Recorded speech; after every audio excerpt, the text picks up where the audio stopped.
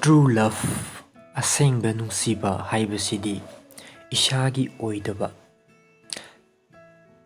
kathokpagidamak sem saduna leiba adubuni. Karigumba nangi men natraga nangi nupaduna nangbu tasengnamak nungsiba oidabadi mahaki asengba nungsibado mahakna chauthorakliba thabaksingduna khangba ngamgani. Hainaba lei, action speak louder than words. Kanagumba amana nangbu achumba natraga afaba nangidamak matam pumbada fauragadi madu tasengna mahakna actionduna mahaki wahaidagi henna phongdorakani. Matau karamna nangi nupa aduna nahakpu thamoi sengna amakpa yaudana nungsijai haibasi karamna khangani haibasi channel asina adugumlaba surefire signs khara nangi men aduna nangbu thamoi sengna nungsi haibagi khudam khara miyamda thamjari. Adugumlaba khudam khara miyamda maruk oina nupisingda thamjari. Signsing adudi ahanbada he protects. Nangi boyfriend natraga nangi nupaduna mahakna kaya yamna hotnade haibagi karimata khantaba tawdana nangbu matam chana yumda yaurabara. Karigumba mahakna nangidamak matam pumbada safe oina leiribra leitabra haibase uthorakani.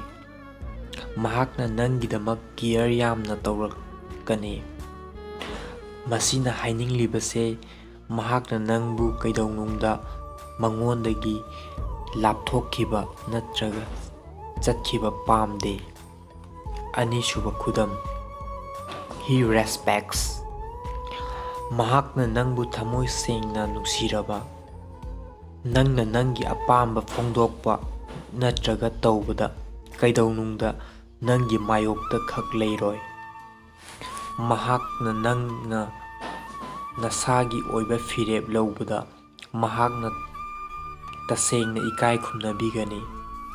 Nangna nangi idea ama share tawbada madubu namthaduna magi apambada khak taw hairoi. Ahumsuba khudam, he keeps away from temptation. Nupa haibase tasengnamak mitti ngaugali. Mahakna nangbu karigumba thamoi sengna nungsiraba nangi phajabada luptuna leigani. Karigumba nangondagi henna attractive oibi amana maga sakhangnanaba tanja phanglabasu madudagi mahak soidana nanthokhtuna leithoktuna lakani. Maramdi mahakna nangondagi henna attractive oiba leite haina khangani. Marisuba khudam, he is always sensitive about your feelings. Karigumba mahakna nangbu thamoi sengna nungsiba taraba nangi feelings sing aduna mahaki first priority oina thamgani. Mahakna matam pumbada nangna kari pami kari fawi haibasida khanduna leigani. Nangna pamdaba karigumba amata tawrakloi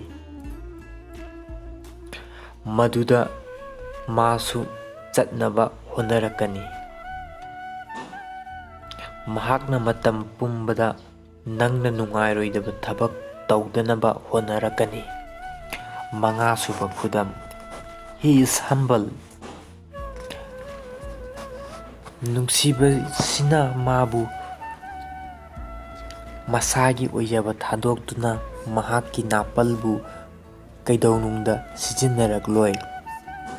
Mahakna nangna humble love oina nungsigani.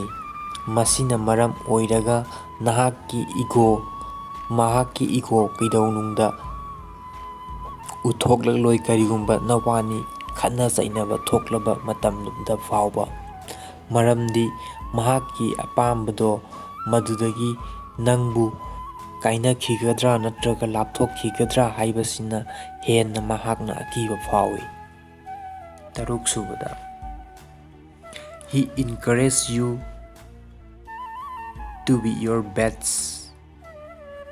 ꯃꯍꯥꯛꯅ ꯅꯪꯕꯨ ꯇꯁꯦꯡꯅ ꯅꯨꯡꯁꯤꯔꯕ, ꯅꯪꯅ ꯀꯔꯤꯒꯨꯝꯕ ꯑꯃ ꯍꯦꯟꯅ ꯇꯥꯟꯁꯤꯟꯕꯗ jealous ꯍꯥꯏꯕꯗꯣ ꯐꯥꯎꯔꯣꯏ, ꯅꯠꯇ꯭ꯔꯒ ꯃꯉꯣꯟꯗꯒꯤ ꯍꯦꯟꯅ ꯅꯪꯅ ꯇꯧꯈ꯭ꯔꯦ ꯍꯥꯏꯕꯒꯤ ꯅꯨꯡꯉꯥꯏꯇꯕ ꯂꯩꯔꯣꯏ꯫ ꯃꯍꯥꯛꯅ ꯅꯪꯒꯤ ꯃꯥꯏ ꯄꯥꯛꯄ ꯑꯃꯗ ꯃꯇꯝ ꯄꯨꯝꯕꯗ ꯅꯪꯕꯨ ꯏꯟꯀꯔꯦꯖ ꯇꯧꯔꯛꯀꯅꯤ, ꯁꯄꯣꯔꯠ ꯇꯧꯕꯤꯒꯅꯤ꯫ ꯇꯔꯦꯠꯁꯨꯕꯗ, He includes you in every part of his life. ꯀꯔꯤꯒꯨꯝꯕ ꯅꯨꯄꯥ ꯑꯃꯅ ꯊꯃꯣꯏ ꯁꯦꯡꯅ ꯅꯨꯡꯁꯤꯔꯕ, ꯅꯪꯕꯨ ꯅꯍꯥꯛꯀꯤ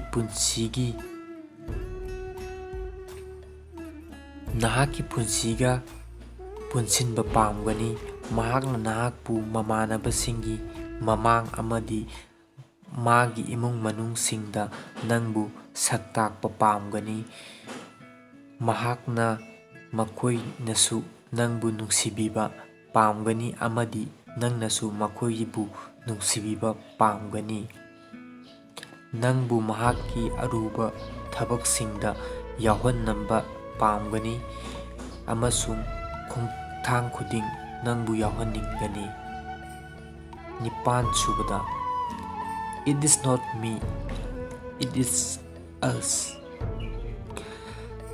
ꯅꯈꯣꯏ ꯑꯅꯤ ꯇꯣꯉꯥꯟ ꯇꯣꯉꯥꯟꯕ ꯃꯤꯑꯣꯏ ꯑꯅꯤ ꯑꯣꯏꯖꯔꯕꯁꯨ ꯑꯗꯨꯕꯨ ꯃꯍꯥꯛꯅ ꯑꯃꯠꯇ ꯑꯣꯏꯅ ꯈꯟꯒꯅꯤ꯫ ꯀꯔꯤꯒꯨꯝꯕ ꯃꯍꯥꯛꯅ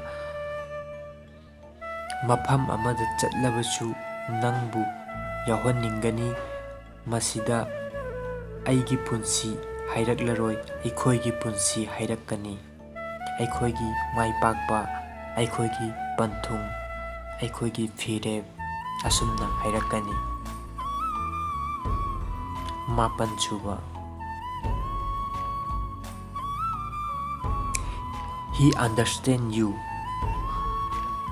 ꯃꯍꯥꯛꯅ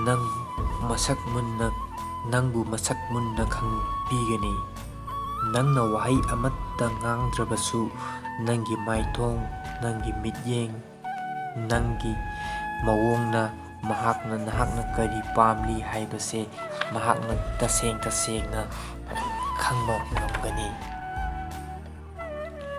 ꯑꯁꯨꯝꯅ ꯅꯨꯄꯤ ꯑꯃꯅ ꯃꯍꯥꯛꯀꯤ ꯅꯨꯄꯥꯅ, ꯃꯍꯥꯛꯀꯤ ꯃꯦꯟ ꯑꯗꯨꯅ ꯃꯍꯥꯛꯄꯨ ꯊꯃꯣꯏ ꯁꯦꯡꯅ ꯀꯌꯥꯃꯨꯛ ꯅꯨꯡꯁꯤꯕꯤꯕ ꯍꯥꯏꯕꯗꯣ, ꯃꯁꯤꯒꯤ ꯈꯨꯗꯝ ꯆꯥꯡꯗꯝ ꯑꯁꯤ ꯌꯥꯎꯕ꯭ꯔꯥ ꯍꯥꯏꯕꯗꯨ ꯅꯨꯄꯤꯁꯤꯡꯅ ꯌꯦꯡꯕꯤꯌꯨ, ꯑꯃꯁꯨꯡ ꯌꯥꯎꯕꯤꯔꯝꯕ ꯊꯣꯛꯂꯒꯗꯤ ꯑꯗꯣꯝ ꯂꯥꯏꯕꯛ ꯐꯔꯦ, ꯀꯔꯤꯒꯨꯝꯕ ꯌꯥꯎꯕꯤꯔꯝꯗꯕ ꯊꯣꯛꯂꯒꯅ ꯑꯗꯣꯝ ꯋꯥꯈꯜ ꯃꯨꯟꯅ ꯈꯟꯊꯕꯤꯌꯨ ꯍꯥꯏꯅ ꯆꯦꯅꯦꯜ ꯑꯁꯤꯒꯤ ꯃꯥꯏꯀꯩꯗꯒꯤ ꯅꯤꯡꯁꯤꯡꯖꯔꯤ꯫